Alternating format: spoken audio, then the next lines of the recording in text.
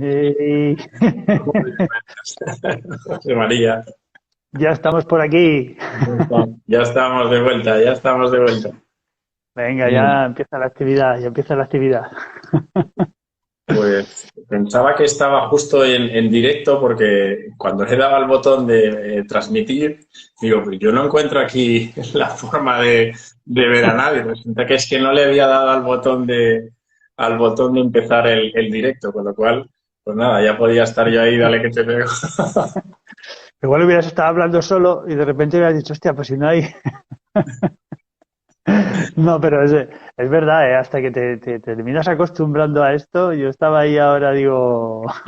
Es el botoncito del medio, de empezar, de iniciar. Claro, eso Bueno, es, bueno, eso es. bien. Bueno, vamos a Bueno, dejar unos pocos instantes a que las personas se vayan conectando, si te parece, exacto. y empezamos Claro, claro que para, sí. para perder Que el menú. no, mm, que nos vayan comentando si nos ven bien, si nos escuchan bien. Mm. Sí, por favor. Ya nos vais diciendo si se oye bien y sobre todo si se ve bien también. Mm.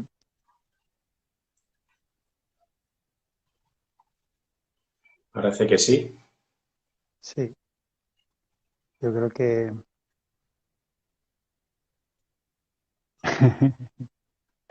Gracias, María. Todo genial. Vale, Sí, se gracias. ve, sí. Sí, se ve perfectamente.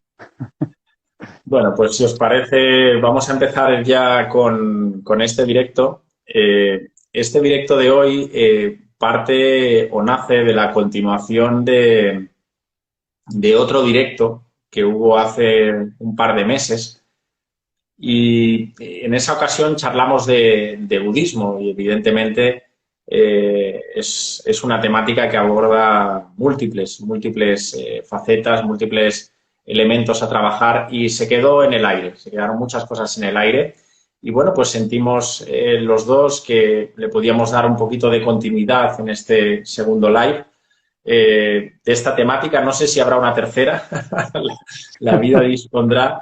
Seguro que igual aparece alguna otra cosa relacionada con esta temática, ¿verdad? Bueno, en primer lugar, muy buenas tardes, buenos días y buenas noches, según corresponda, en el momento y en el lugar en el que estés. Y evidentemente también un abrazo grande para las personas que en otro momento presente pues tendrán esa oportunidad de verlo también en diferido. Para hacer una pequeña, si te parece, José María, para las personas que no pudieron asistir en ese primer encuentro, hacemos un poquito intento hacer un poco de recapitulación de lo que fue esa primera entrega y así para que las personas que ahora mismo van llegando y los que ya están tengan la oportunidad en fin, de refrescar un poquito lo que en su momento compartimos. Mm. Charlamos sobre budismo, como antes he citado, y ubicamos esas enseñanzas, esa filosofía de vida, porque Siddhartha Gautama, el Buda Gautama, Buda es el despierto, no quiere decir que Siddhartha fuera el primer iluminado, pero sí el primero que inició y giró la rueda del Dharma, las enseñanzas budistas. Él sobre todo puso énfasis en esa filosofía de vida, ¿verdad? Principalmente el budismo que conocemos desde hace ya esos 2500 años aproximadamente, desde que empezó, lo podríamos definir o dividir, mejor dicho, en tres escuelas. Una escuela Theravada, la escuela más monástica, la que sigue más al pie de la letra el Canon Pali, esas obras o esos escritos que fueron escritos sobre todo cuando Siddhartha abandonó el cuerpo. Luego tendríamos otra escuela más conocida, sobre todo por el Zen, ¿verdad? Gracias a Bodhidharma, que trae ese budismo de China, lo trae a Japón, y luego Dogen, de la mano de Dogen, ¿verdad? Hace esa expansión muy grande. Y luego ese es el Mahayana y finalmente el Vajrayana, que es quizás el que más conocemos todos, que el que más en Occidente ha tenido más impacto, que es la parte más tibetana, es decir, ese budismo tibetano que la figura del Dalai Lama seguro que a todos en fin, de alguna manera no lo hemos oído o lo hemos visto, ¿verdad? Esas enseñanzas tibetanas, es verdad que dentro de formar parte del budismo tienen una parte muy esotérica, tienen una parte muy mística, que es la que hace del budismo pues unas enseñanzas ciertamente importantes y curiosas e interesantes, porque une también esa parte del estudio de la mente, como ahora veremos, donde se centra principalmente en las enseñanzas budistas, y también tiene esa parte también mística, ¿verdad?, que engloba la parte más tibetana, más tántrica, más del Mahamudra, más del Dzogchen, ¿verdad?, esas enseñanzas más profundas. Pero, en resumen, más allá de esas tres escuelas, se centra sobre todo cualquier tipo de escuela o bifurcación o rama en lo que se conoce como lo que es el Buda, la Sangha y finalmente lo que es el Dharma, las enseñanzas budistas. Esas son los tres elementos que toda escuela de alguna manera sigue, ¿no? Y en definitiva hablamos también de que las enseñanzas budistas, sobre todo Buda, Gautama, se centra principalmente en la insatisfacción, es decir, su encarnación prácticamente en su segunda etapa. La primera etapa, él viene de una posición muy adinerada, de ser una persona con una gran influencia del linaje de los Sakya real, y evidentemente pues viene de una encarnación muy material, mundana, evidentemente, pero es verdad que a partir de esos ya 25 años, 30 hacia adelante, hacia esos 70 años que se dice que desencarna, su actividad se centra principalmente en el estudio de la mente. Es decir, de qué forma podemos comprender la mente con un objetivo claro, es cesar el sufrimiento. Hablábamos de insatisfacción, hablábamos de dukkha, pero en definitiva era la enseñanza primaria, la enseñanza básica del budismo es de qué forma podemos comprender las mentes y de qué forma podemos cesar el sufrimiento.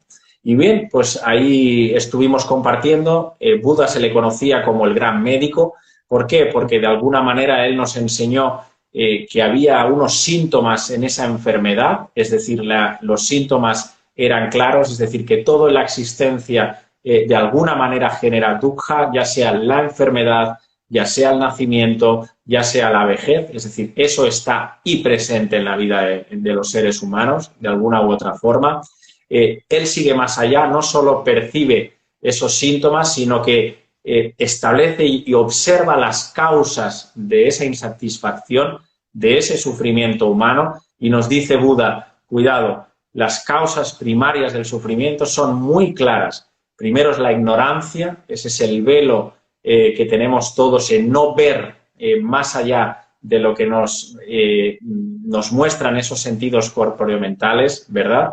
Esa ignorancia de ver la realidad, de ver lo verdadero, y nos dice que el deseo es la fuente principal del malestar y del sufrimiento en los seres humanos. Y evidentemente, si hay deseo, ahí hay ese apego del que tanto conocemos y ese aferramiento que tanto nos genera dolor y sufrimiento, ¿verdad?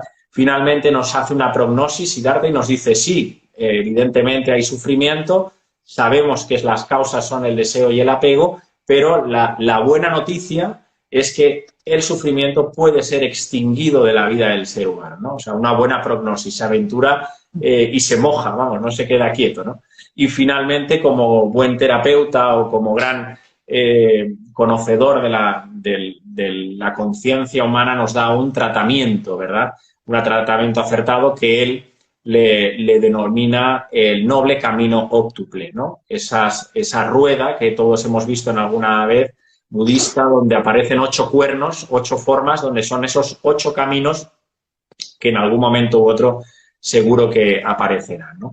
A partir de ahí, eso es lo que compartimos, es decir, comprender que el dolor, ese dolor que en nuestras vidas llega y va a llegar, va a ser inevitable, es decir, no lo vamos a poder evitar, es esa primera flecha de la que hablaba Siddhartha, que en algún momento va a llegar a nuestras vidas y que hagamos lo que hagamos, la vamos a recibir, es decir, en forma de enfermedad, en forma de múltiples situaciones, la pérdida de un ser querido, etc., etc., y donde se centra sobre todo las enseñanzas budistas no es en ese dolor primario, sino es lo que genera, la forma en la que nosotros reaccionamos ante esos episodios de dolor que estamos viviendo. Es decir, cómo sostenemos, cómo mantenemos con el tiempo todo ese dolor que de alguna manera se convierte con el paso del tiempo en sufrimiento.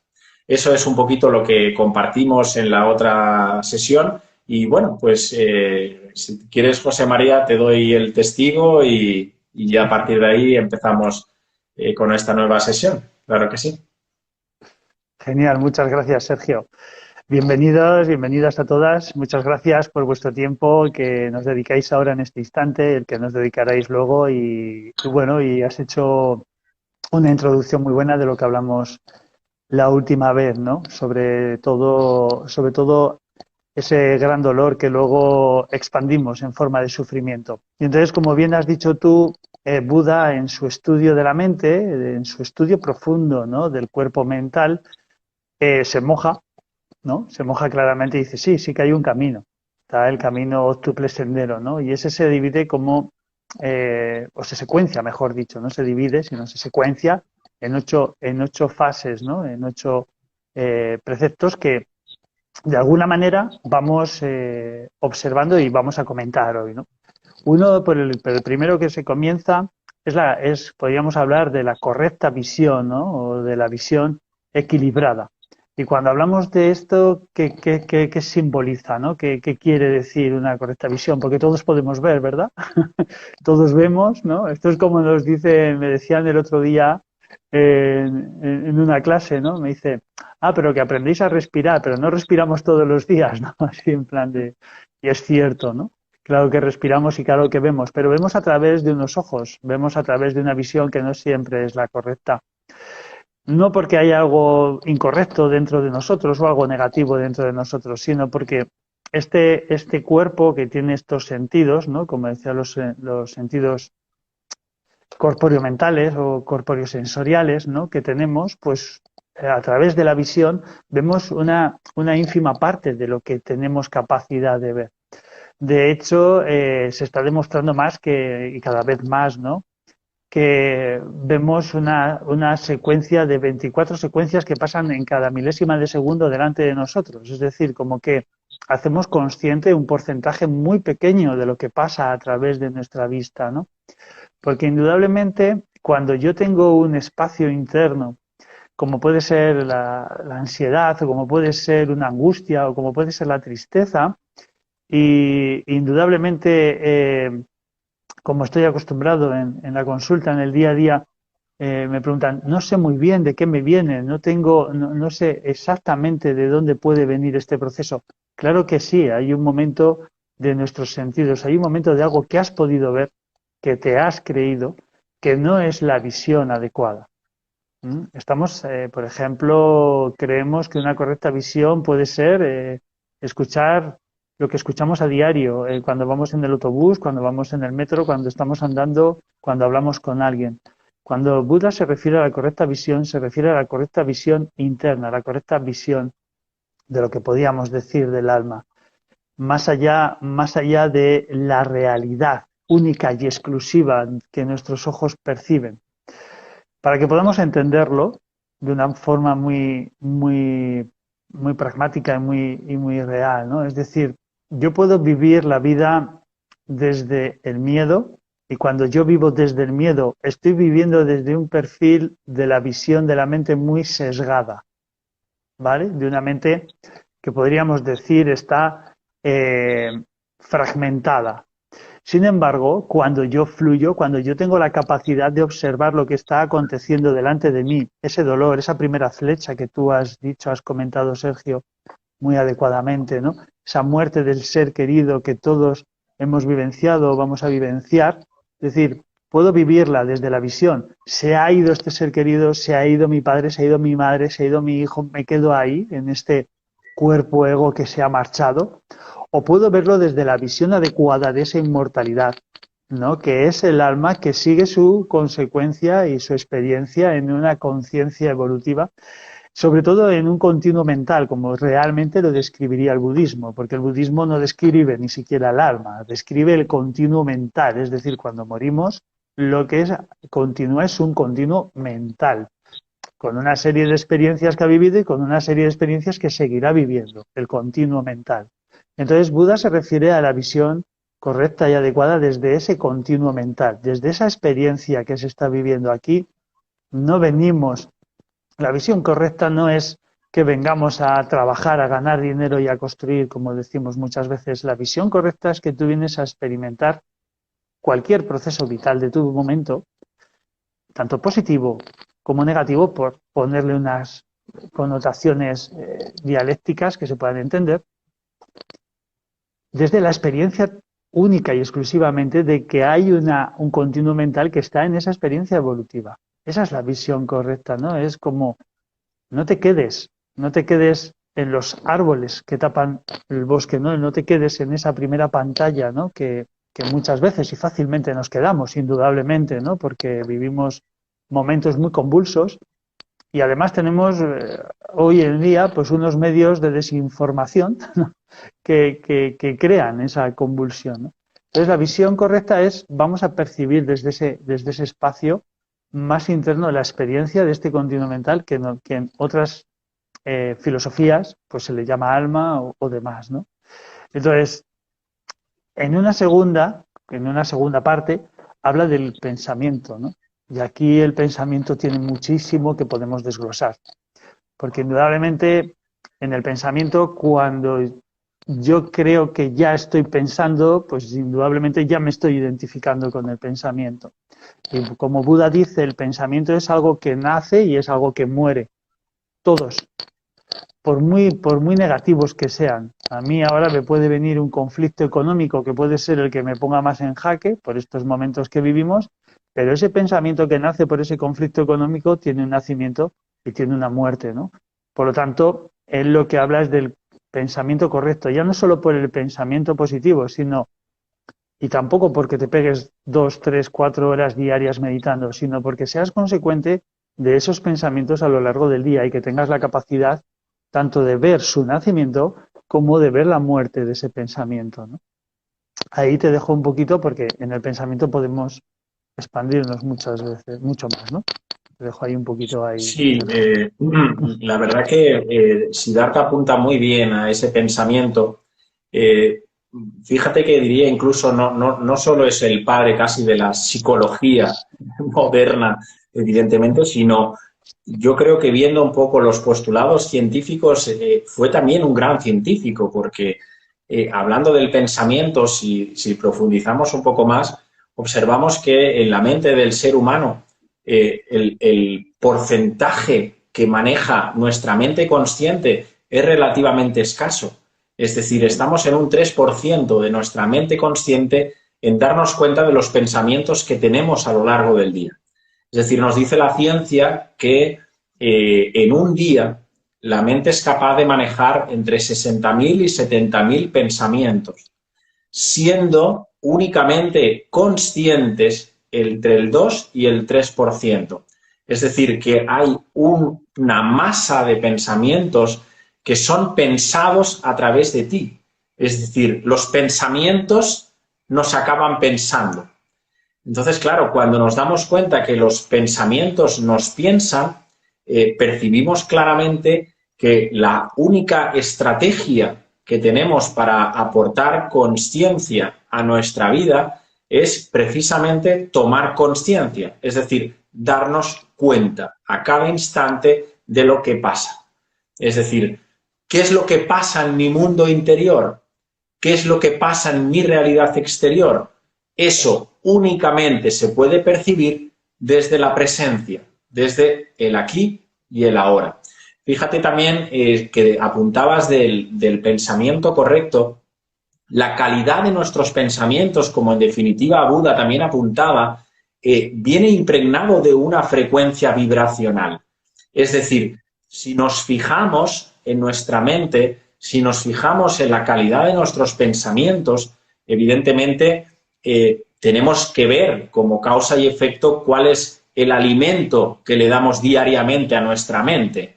Es decir, podemos darle un alimento de alta sutilidad, es decir, con prácticas de vida sencillas, prácticas de vida serenas, tratando de evitar pues, muchos estímulos externos, de evitar todo tipo de conflicto, todo tipo de elementos que sabemos y conocemos de primera mano que enturbian y distorsionan nuestra mente. Hablabas de los medios de desinformación, pero hay otras muchas más prácticas que están instaladas en nuestro día a día, las vemos como normal, pero de normal no tienen absolutamente nada.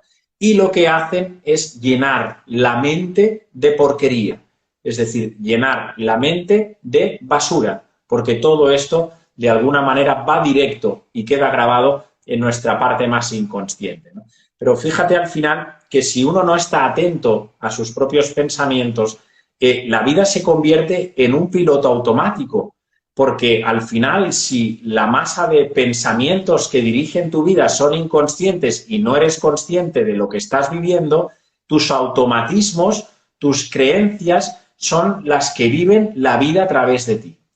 Por ejemplo, vamos en coche.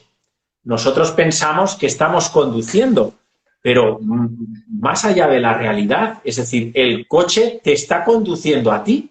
Es más, tu inconsciente te está conduciendo. Es decir, no estamos conduciendo de una forma plena, atendiendo al volante, atendiendo a lo que acontece en la carretera, en toda la visión interna y periférica de lo que acontece en ese proceso, sino que estamos entregados a los designios y a las rutinas y automatismos del inconsciente. Pero es que no solo nos pasa en eso, nos pasa en prácticamente todas las actividades. ¿Qué sucede en esa situación? Esos automatismos vienen de una calidad muchas veces vibracionalmente muy densa. Es decir, porque el pensamiento de una mente poco cultivada, como decía el Buda, tiende a un pensamiento limitante, a un pensamiento negativo. Y por tanto, si esa forma de energía que yo estoy manifestando, porque el pensamiento no deja de ser otra forma de manifestación de la energía, si yo estoy anclado en esos pensamientos de angustia, de autodestrucción, de negatividad, en fin, de carencia, de sufrimiento, pues la forma en la que yo me voy a relacionar con mi realidad interna y externa va a ser de la misma frecuencia vibracional que yo estoy emitiendo. Es decir, fijaros cómo el pensamiento, de alguna manera, tiene tanta relevancia en nuestro día a día, no solo por esa forma de llevarnos y de manejarnos nuestro día a día de una forma poco constructiva conscientemente, sino también porque es el anclaje, ese pensamiento es el anclaje de la realidad que nosotros manifestamos en nuestra cotidianidad, ¿no? Por eso la importancia, y como muy bien decía el Buda, de la introspección, del silencio. Decía el Buda que el mayor drenador del inconsciente, la forma de vaciar de una forma más directa el inconsciente, más allá de cualquier terapia, ya sea regresiva, hipnótica, cualquier forma menos efectiva que la meditación. No hay ninguna otra práctica que el trabajo de silencio y el trabajo meditativo para drenar toda esa carga de pensamientos que de alguna manera nos conducen al sufrimiento. Y fíjate, José María, y te doy ya paso a la palabra, que nos decía el Buda, cuando uno está atento a los pensamientos, es capaz incluso de observarlos en el propio cuerpo. Es decir, el pensamiento y el cuerpo van de la mano. Es decir, el pensamiento, cada pensamiento que nosotros manifestamos, siempre, como decía Siddhartha, deja una huella en nuestro cuerpo físico. Es decir, si estuviéramos atentos, si estuviéramos presentes, podríamos observar que cada vez que pensamos, cada vez que nos damos cuenta del pensamiento, tiene una manifestación en nuestro cuerpo físico, curiosamente. De hecho, como tú bien sabes, las prácticas meditativas, Vipassana, por ejemplo, que es la visión cabal, la penetración profunda, nos enseña a profundizar en esas sensaciones, en esos elementos del cuerpo, ¿verdad? A observar cómo están ahí esas memorias, todos esos pensamientos retenidos en forma de energía y que de alguna manera también absorbemos en nuestra parte más soma, ¿no? En nuestra parte más física, más densa. Con lo cual, atentos a lo que pensamos y tomar conciencia en nuestra cotidianidad de todos los elementos que, insisto, por más mundanos que sean, requieren de nuestra atención plena, ¿no? Sin lugar a dudas. Totalmente de acuerdo, porque en el pensamiento, de hecho, Buda describe y habla, ¿no?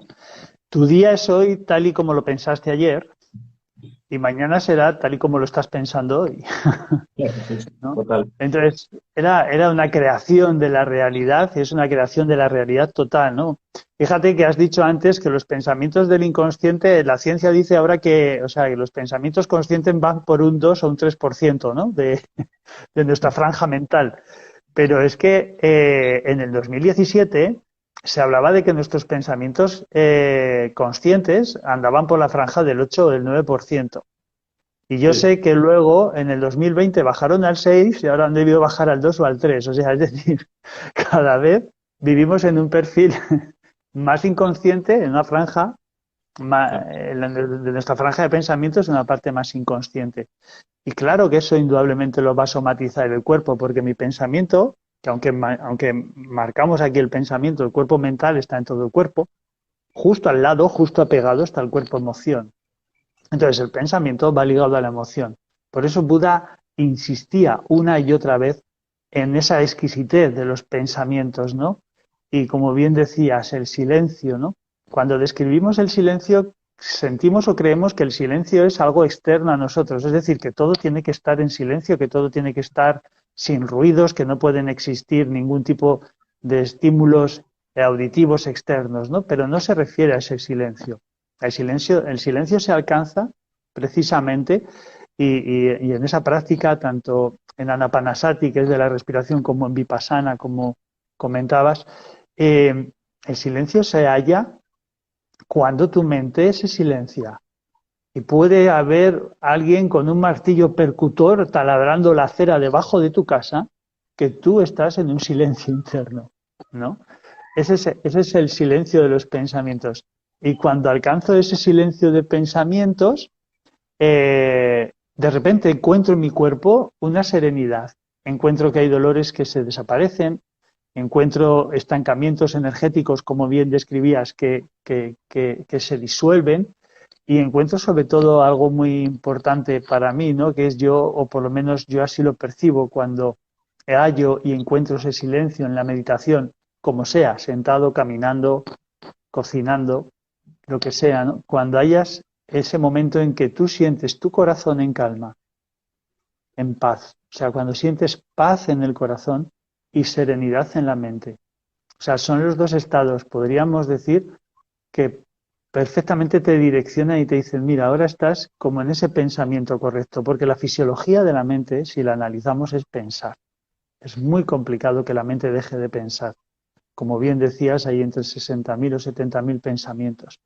Entonces, lo que hacemos es, cuando hay un silencio, cuando tengo paz en el corazón y sereno la mente, es porque hay un silencio de los pensamientos, porque les estás dando una dirección a ese pensamiento. Estás dejando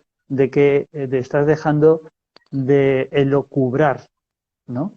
Es indudablemente, o es indudable, que a lo largo de nuestra vida tengamos catarsis y como bien hablaba también antes con una amiga, existen las noches oscuras del alma, ¿no? Pero esas noches oscuras del alma existen precisamente para profundizar más en ese espacio que son nada más y nada menos que esos pensamientos que la mente engancha, ¿no? Y el otro día una amiga también me decía, dice, es que el pensamiento al final, eh, la mayoría de los pensamientos que pensamos ni siquiera son nuestros, son informaciones, como bien decías, no vienen solo de los medios de desinformación, puede ser del tipo de lectura que yo lea, puede ser del tipo de series de televisión, puede ser de lo que yo alimente a través de mis sentidos, ¿no? Puede ser a través de la crítica también, puede ser a través de la queja, es decir, que esto ahora hablaremos, puede ser a través de muchas cosas como yo percibo, ¿no? Como yo pienso y como yo siento. Decían, muchas veces cogemos pensamientos que no son nuestros, inclusive, ¿no? De esa persona que va al lado de caminando por la calle diciendo pues que todo está muy mal, que nos vamos a morir, que fíjate tú, que falta esto, falta lo otro. Entonces cogemos ese pensamiento y nos lo hacemos nuestro y eso, como dice Jean-Pierre Garnier, ¿no? En sus libros del doble, ¿no? Dice, eso crea un parasitaje mental, ¿no? Entonces ya no son mis pensamientos, sino también los propios parasitajes que de otras personas pueden crearnos. Entonces, los pensamientos son, podríamos decir, como piedras, como rocas, ¿no? Imagínate una roca, un pensamiento. Entonces yo esa roca o bien la puedo mantener, intentar sostenerla y sujetarla, lo cual llegará un momento en que mi mano se dormirá, mi codo, y ya no podré sujetarla más y caeré muerto del dolor y sucumbiré al proceso mental, o bien esa piedra la suelto. Y vuelvo a repetir, claro que a veces eso es difícil, pero si mi campo de acción, si mi práctica diaria está en direccionar eso, cada vez eso va a suceder menos. O cuando suceda, voy a tener mayor capacidad de decir, no, esta piedra no es mía. Ni siquiera soy yo, suelto esto ya. Ni siquiera soy yo. Y me abro a todas las posibilidades que la vida me trae, ¿no? Entonces, la exquisitez del pensamiento es muy importante. Es algo que yo creo que tenemos que subrayar porque pasamos luego a otra parte del octuple sendero, que es la correcta palabra, ¿no? ¿Qué sale de mi boca? ¿Qué hablo? ¿Cómo hablo? ¿No? ¿Con qué capacidad de amor puedo hablar? Porque la palabra, y bien vas a comentar ahora, Sergio, es algo tremendamente importante. Fíjate que ha habido personas en el mundo que han hecho que maten a millones de personas en el mundo solo por la palabra. ¿Vale? Hitler no era una persona que él ya sola pudiera matar a 6 millones de personas, ¿verdad? O cualquier otra persona que ha hecho, ¿no? Han hecho de la palabra algo letal, ¿no? Y incluso ahora que hemos vivido en momentos pandémicos, hemos visto una terminología de guerra, ¿no? Una terminología belicista que ha creado un pánico colectivo, ¿no? Entonces, la palabra, ¿no?, va mucho también del pensamiento. Si a mí me dan una mala noticia por lo que sea, yo qué sé, una enfermedad o algo así, tengo todo el derecho del mundo a coger un momento, dejar, oye, voy a sacar todas mis emociones, pero cuando yo ya tengo una práctica, reestructuro el pensamiento y automáticamente se reestructura la palabra, porque van de la mano, ¿no? Y hoy en día la palabra está muy desvirtuada, porque la palabra se habla mucho, pero el contenido de la palabra es muy pobre. La vibración de la palabra es muy pobre, ¿no? Ahí te doy paso también ahora Sí. a tu sentir, ¿no? Fíjate que en las enseñanzas budistas, Siddhartha, Buda Gautama pone muy el acento constantemente en el guarda el noble silencio.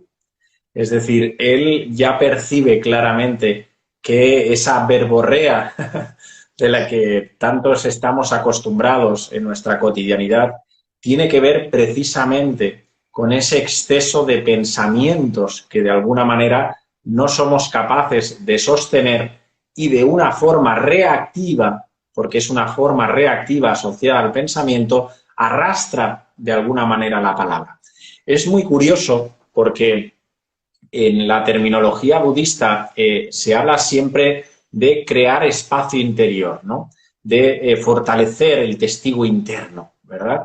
Fíjate que tiene que ver también con la palabra, porque se ha podido incluso estudiar que una persona, cualquier persona en la cotidianidad que no haya entrenado un mínimo la mente, y no solo entendiendo la mente con esas prácticas de silencio y de introspección que son necesarias, sino en cualquier actividad, como tú bien decías, porque al final meditar es darse cuenta, como decía Krishnamurti, es darse cuenta. Entonces yo me puedo dar cuenta no solo en ese momento de recogimiento por la mañana o al finalizar el día cuando estoy en silencio, pero me puedo dar cuenta cuando estoy limpiándome los dientes, cuando estoy cocinando, cuando estoy pintando, cuando estoy escuchando música, ahí estoy dándome cuenta y ahí lo que estoy haciendo de alguna manera es abrir ese testigo interno, abrir espacio interior. Fíjate si es de suma importancia esto que lo vemos como algo, en fin, como nos hemos acostumbrado, como decíamos, a que lo anormal lo hemos convertido en normal. Cuando llega un estímulo, sea el que sea, llega a mi conciencia, la respuesta media de cualquier ser humano son 40 milisegundos. Es decir, actuamos por inercia e instintivamente. Es decir, llega el estímulo, el pensamiento lo procesa, nos quedamos atrapados y accionamos. Normalmente en forma de palabra, normalmente en forma de gesto motriz, pero en resumen nos arrastramos directamente de una forma instintiva, ¿no? Cuando abrimos espacio interior, cuando poco a poco el testigo empieza a plasmarse en nuestra cotidianidad, se llega incluso a mantener espacios de 200 milisegundos. Es decir, como siempre nos han enseñado, no solo las enseñanzas budistas a través de la figura de Siddhartha, sino todos los grandes maestros, si algo nos han enseñado es el sostén, es decir, la presencia, el manejar el tiempo del silencio. Cuando llega el estímulo, sostenerlo, dejar que se procese internamente y dar respuesta consciente a eso que estamos procesando. Es decir, en vez de entrar al trapo, ¿verdad? Como siempre nos pasa, nos quedamos atrapados ante cualquier, no sé, pues cualquier anuncio que podamos ver en la televisión, cualquier insulto que pueda llegarnos, cualquier cosa que salimos desbordados ante eso. Cuando ejercitamos ese pulmón y ese músculo interno, le abrimos, damos un espacio vital, generoso, para poder dar una respuesta mucho más serena, con más diligencia y con mayor ecuanimidad, ¿no? Y tiene que ver precisamente también con esa palabra correcta, ¿no? La pregunta es, ¿cómo me hablo a mí mismo en primer lugar, ¿no? Es decir, porque bien, yo verbalizo la palabra como forma nuevamente de manifestación de la energía, como el pensamiento, porque también es una manifestación de la energía, tiene una primera fase, que es la forma en la que yo me estoy hablando a mí mismo.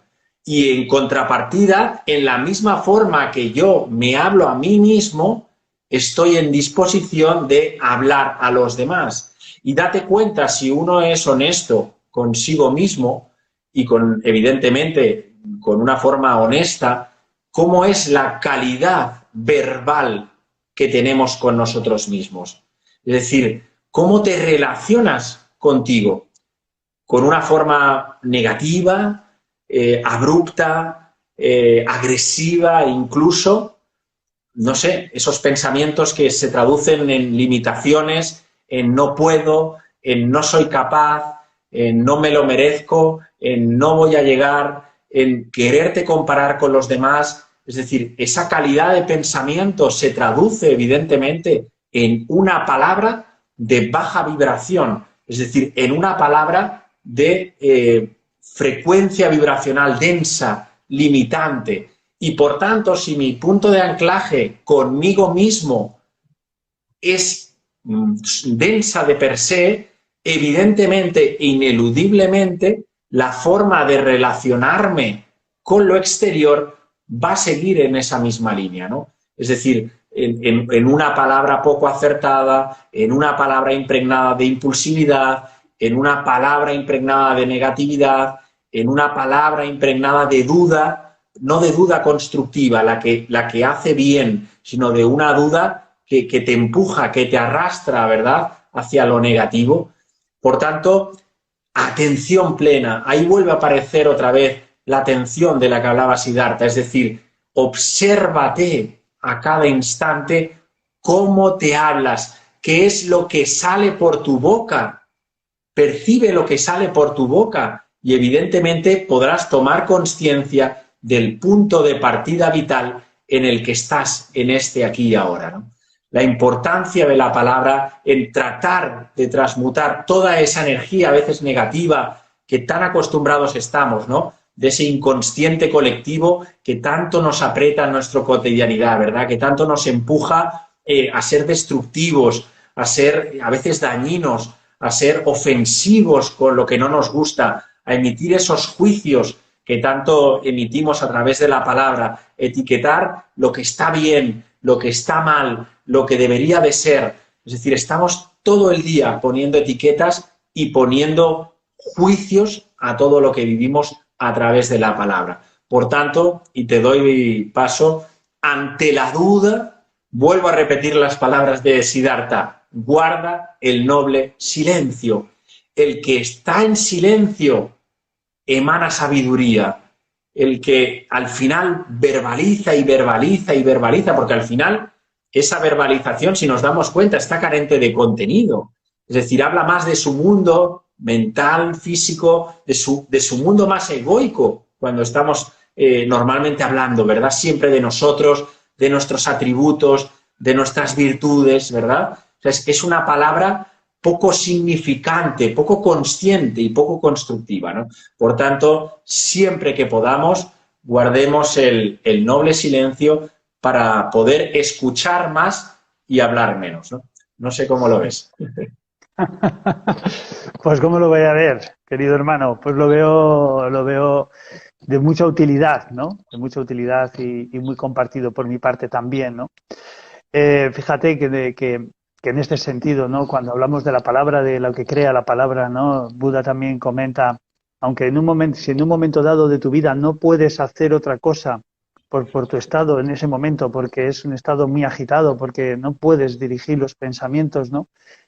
Procura cambiar ese pensamiento de negativo a positivo, procura cambiar esa palabra de negativo a positivo, ¿no? Y como comentaba antes, ¿no? Esos pensamientos que se quedan aquí, que van a generar esa palabra, ¿no? Esa palabra que va a ser crítica, va a ser quejica o va a ser una palabra negativa, si tú tienes la capacidad de poder soltarlo, ¿no? Y si no tienes la capacidad de soltarlo, por lo menos en ese momento la palabra mental, borro, cancelo. Cuando surge un pensamiento, una palabra negativa, que sabes que va a desequilibrar tu estado de vibración, transmútala. Buda decía, si no puedes ponerte a meditar, si no puedes estar tranquilo, si estás agitado, por lo menos cambia esa palabra de negativo a positivo, ¿no? Que al final eso lo ha cogido la psicología cognitiva, una de las psicologías de las múltiples que hay, ¿no? La psicología cognitiva al final es la psicología que estudia el cambio de la estructura del pensamiento, ¿no? De un pensamiento negativo a un pensamiento positivo. Y por lo tanto, qué duda cabe que esa parte está ahí muy, muy, muy en nosotros. Y para mí la palabra es esencial. O por lo menos en mi camino de vida cada vez me voy dando cuenta que no tiene nada que ver en la frecuencia vibracional que hablas con una persona cuando está tu corazón puesto o cuando está tu mente puesta. Cuando está tu mente puesta es como has dicho, es como un piloto automático y te das cuenta en tus palabras, ¿no? Cuando tú tienes el corazón puesto, tu, tu, tu comunicación es más serena, es más lenta y la capacidad de llegar a esa persona va a ser mucho más profunda, ¿no? En un momento dado hablo a modo terapéutico, ¿no? En ese instante, ¿no? Y pasaríamos de esa palabra a otra parte, ¿no? Que sería la correcta acción, ¿no? La correcta acción. Porque hemos ido de la visión al pensamiento, a la palabra y la acción. Y fíjate tú que en la acción entraríamos, daría esto lo dejamos para otra charla. Parte 3, parte 3. Parte 3, porque ahí entraríamos en la causa y el efecto y por lo tanto entraríamos en la gran ley del karma, ¿no? Que no es una ley justiciera ni mucho menos, sino es una ley de compensación, de sentir, ¿no? De experimentación de ese continuo mental, según el budismo, o el alma, como le determinamos también. Es la acción, ¿no? ¿Qué tipo de acciones tienes en tu día a día? Y yo la acción no solo digo en que seas una persona que cuides al otro o que te vayas de ONGs o cosas así, no. ¿Qué tipo de acción tienes con esa persona que de repente te encuentras por la calle y no conoces de nada y te mira mal? ¿Qué acción interna hay dentro de ti? ¿Una acción de desconfianza? ¿Una acción agresora? ¿De repente hay una reacción violenta? O si ya tienes una visión, pensamiento y palabra ante esa acción, tu respuesta interna es todo lo contrario. Porque si tienes una visión, puedes observar que esa persona tiene su momento, tiene su día, tiene su espacio y estará viviendo sus procesos igual que tú vives los tuyos, ¿no? Y en lugar, además de desconfiar de aquel que pasa de al lado, abro mi corazón y aquí puedo hacer lo mismo que con los pensamientos. En el momento que hay un pensamiento negativo que se puede quedar, si yo en ese momento que el pensamiento negativo se queda, genero un pensamiento benévolo, automáticamente ese pensamiento se transmuta, ¿no?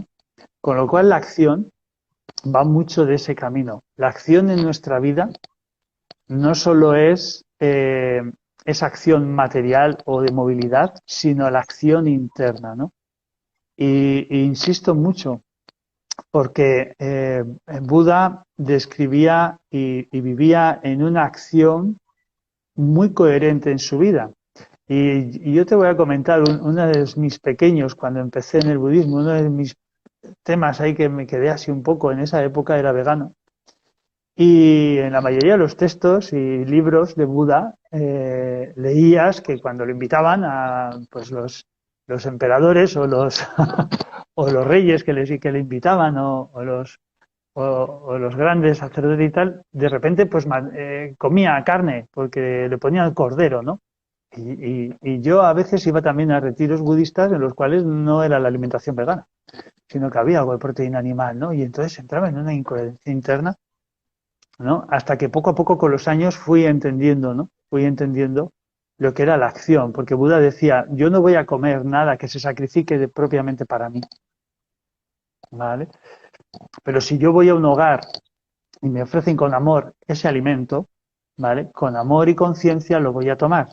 Porque lo primero que emana de mi corazón hacia la otra persona, aunque yo sea un vegano y esa persona sea carnívora, lo primero que sale de mi corazón es el amor y la confianza, porque es la acción necesaria.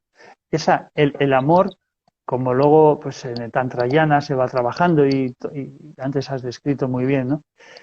Es esencial en la vida de todos nosotros. Fíjate que todos sabemos que el amor es el que nos sana y cuando conectamos con el amor incondicional y más sereno, de repente entramos en una coherencia en nuestra vida sublime y de sanación. Pero luego enseguida se nos escapa de las manos, o sea, es algo como efímero, ¿no? Porque el amor incondicional requiere del desapego. El amor incondicional requiere de la benevolencia y, como bien se habla en el budismo, ¿no? De la compasión. Pero no de la compasión, no es una compasión en la cual yo me compadezco del otro, ¿vale? Sino en la compasión de que entiendo el proceso del otro, que es distinto. Cuando una persona está en un momento muy negativo de su vida, yo no me voy a compadecer de él, ¿vale? En ese momento tengo que sacarlo de ahí, ¿vale? Tengo que acompañarlo, sacarlo, entenderme, en el acompañamiento, pero con compasión significa que entiendo desde el corazón el momento que está viviendo, o sea, lo pongo en mi corazón. Lo primero que emana es amor, porque esa es una acción, y eso es lo que ahora, vamos, inicialmente no, indiscutiblemente más se nos está poniendo delante. O sea, porque la división entre todos nosotros es muy clara. La división y la fragmentación social se ve muy clara. ¿Por qué? Pues porque no existe una acción correcta desde el corazón. Existe una acción incorrecta desde un cuerpo mental también bastante de baja vibración y por lo tanto la acción ante los demás es algo incoherente y llena muchas veces de odio, de envidia, de injurias y claro, y estamos en ese momento, ¿no? No sé cómo ves ahí esa parte de la acción, ¿no? Sí, la veo como tú dices, vamos, maravillosamente bien. Fíjate que la compasión no solo abarca, porque cuando hablamos de compasión siempre nos movemos en el terreno del sufrimiento, ¿no? Pero curiosamente la compasión, si fíjate la palabra es con pasión, es también acercarnos a la alegría y a la dicha del otro. Es decir, cuando el otro, por razones X en su día a día, en su periplo vital, pues le acontecen buenas noticias o buenas experiencias, entre comillas, lo de buenas, muchas veces aparece un movimiento interno por nuestra parte, ¿verdad? Que puede ser la envidia, que puede ser, bien, también aparece ahí la compasión. Ahí es donde el corazón también tiene que hacerse grande, tiene que abrirse para percibir la alegría del otro y hacerla nuestra también, ¿no? Con lo cual, no únicamente el sufrimiento, que sí, que está claro y manifiesto, pero también la alegría, porque esa otra polaridad yo creo que nos cuesta hasta más, ¿verdad? Es decir, cuando vemos que al otro le va bien, pues de alguna manera ahí empiezan a salir nuestros demonios internos, ¿no? Aparecen ahí ciertas resistencias, ¿no? Con lo cual es importante y a mí me genera pues un cierto atractivo el observar esos movimientos porque están más presentes incluso que ese sufrimiento del que tanto habla la filosofía budista, ¿no? Fíjate que en esa acción correcta el ser humano de la actualidad, evidentemente, esto no viene de ahora, esto ya viene de muchos lustros hacia atrás, es un ser pensante, es decir, es un ser que únicamente se mueve por el pensamiento lógico, por el pensamiento racional. Por tanto, es un pensamiento, como antes hemos visto, un pensamiento muy instintivo, un pensamiento mecánico, un pensamiento inconsciente, ¿no?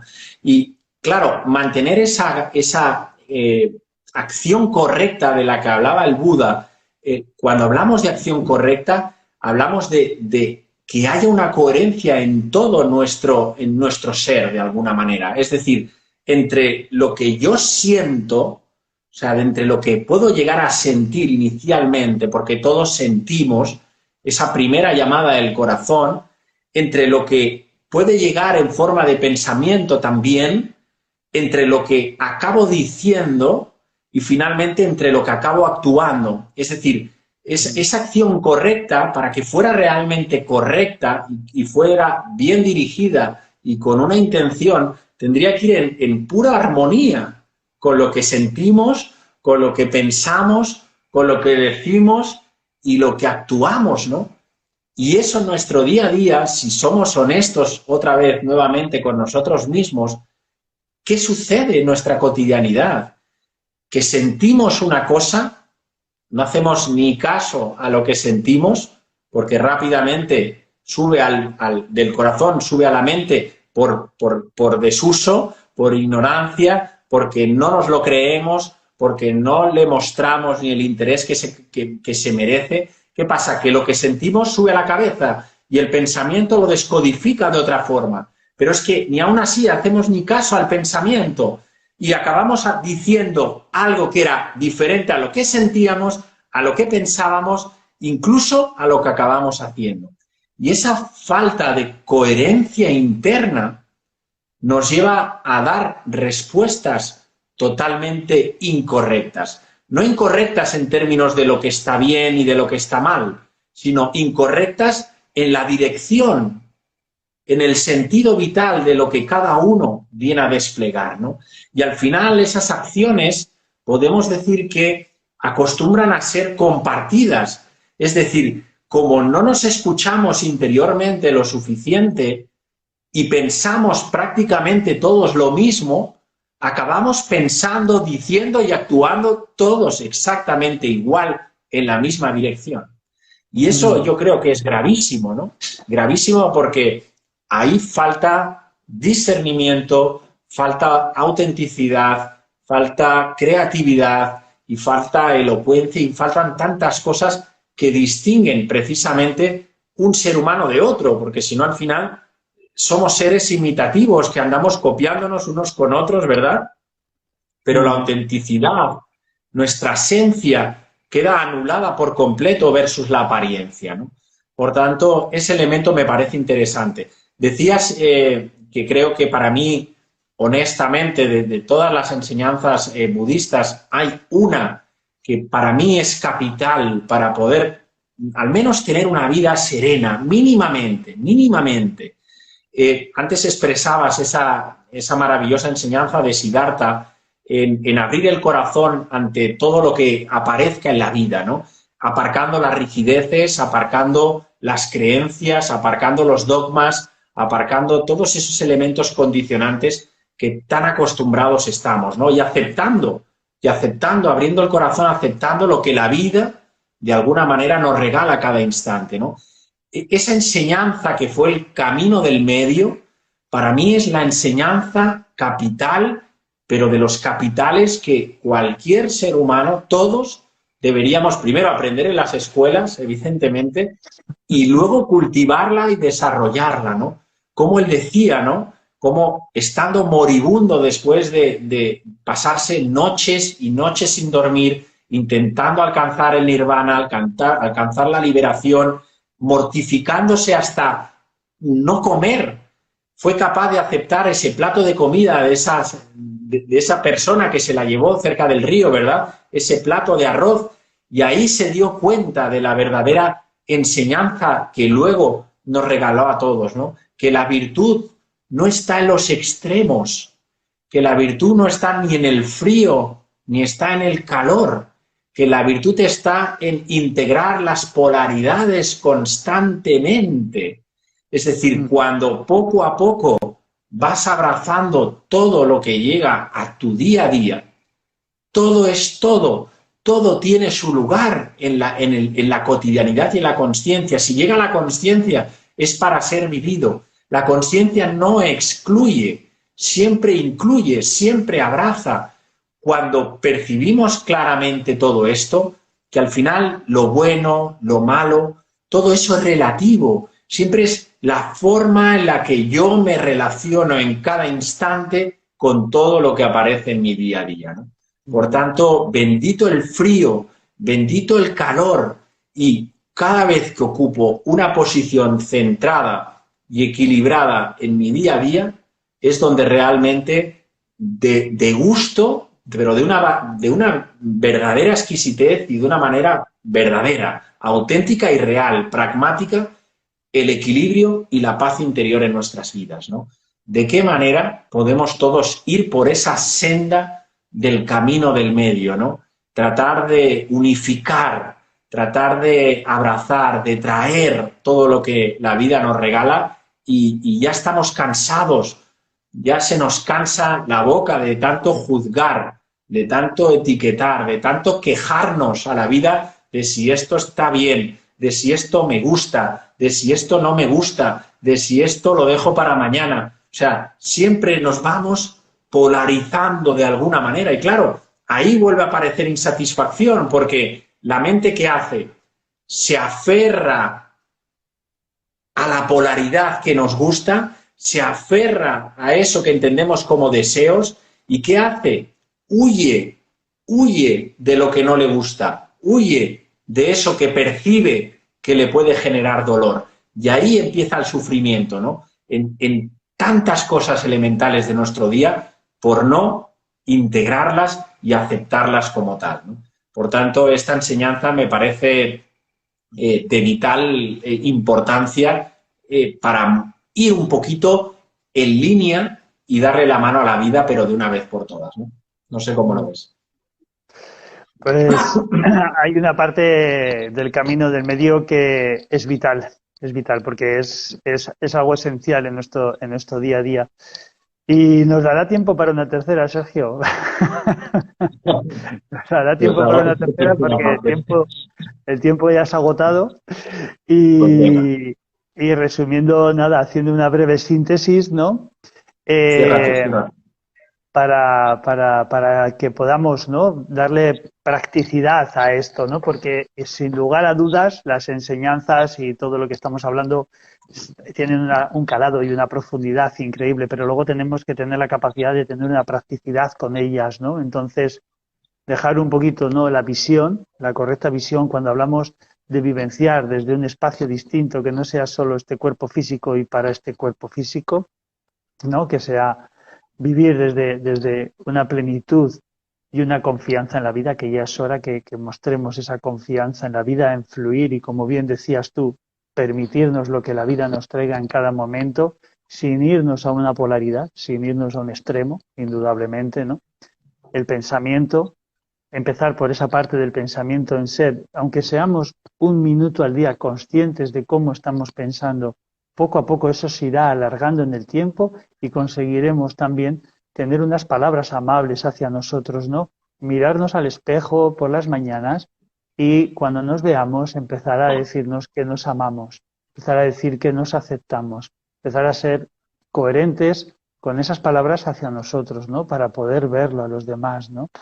Y también muchas veces con nuestros seres queridos nos cuesta mucho el hablar con te amo, con palabras de amor, o sea, porque indudablemente no nos las decimos a nosotros, con lo cual pequeños ejercicios en el día a día que puedan aumentar esa práctica, ¿no? Y luego esa parte de la acción, ¿no? De la correcta acción. Cuando hablamos de correcto nos referimos a las nobles verdades, pero no porque exista algo correcto como tal, ¿no? Diríamos como la acción equilibrada, ¿no? Y la acción equilibrada es eso, ¿no? Acompañar al otro, acompañarme a mí en sus momentos de tormentas y en sus momentos de luz también. Como bien decías, es cierto, ¿eh? Yo comparto eso, ¿no? Que a veces casi tenemos más envidia cuando le va bien al otro, ¿verdad? Que cuando, y nos alegramos más cuando está mal, que así podemos hacer de buen samaritano, ¿no? El síndrome del buen samaritano, ¿no? Dice, no, como está mal, pues ahí el chaval hay que ayudarlo y tal, o para la chavala, ¿no? Entonces, bueno, sí, es cierto, ¿no? Entonces, que se haga esto ya como una práctica, ¿no? Yo el camino triple sendero, que no lo hemos podido terminar, ¿no? Invito a que cada día se coja una parte y que se practique ese día, solo con una. O sea, hoy voy a estar en esa, ¿no? De hecho, yo me acuerdo que cuando estudiaba yoga, en los sutras, en los Yoga Sutras de Patanjali, que son 4 libros, ¿no? Más de casi 200 aforismos, ¿no? Hacíamos una práctica diaria con uno. Cogíamos uno yo y voy a estar y con la intención de practicar eso. Voy a practicar eso durante este día. Hoy voy a estar más atento al pensamiento, hoy voy a estar más atento a la visión, hoy voy a estar más atento a la palabra.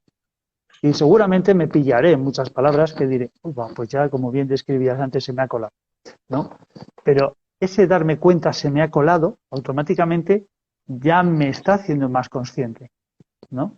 Así que, bueno, simplemente un poquito, esto continuará y bueno, dar las gracias a todos los que han estado, todos los que nos verán desde muchos sitios, como bien dice Sergio, darte las gracias a ti también por tu compartir y tus enseñanzas, que siempre son muy claras y muy amorosas y nos hace mucha falta. Pues nada, muchísimas gracias a ti, José María, como siempre, a todos nuestros amigos, y lo dejamos en el aire, la parte 3, porque evidentemente no hemos ni por asomo hemos podido acabar, con lo cual dejamos ahí la semillita para que florezca en otro directo esta tercera parte. Pues nada, un fuerte abrazo para todos y feliz camino. Y como dice la oración budista, que todos sean felices y que, en fin, mostrarnos compasivos con todos los seres, evidentemente. Pues nada, un abrazo grande. Muchísimas gracias. Igualmente, feliz día. Feliz día. Adiós.